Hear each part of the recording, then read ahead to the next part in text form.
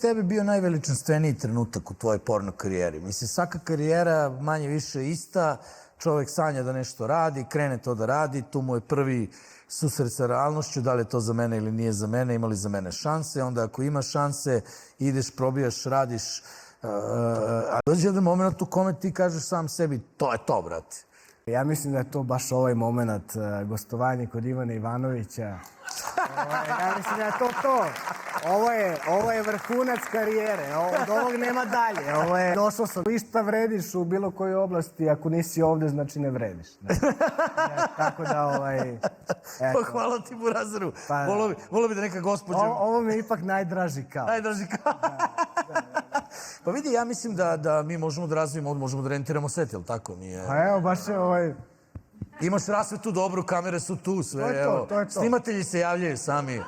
Da, imamo i 100. Imaš sve, bratice, možeš ovde da radiš sve ono što ja ne mogu. Da.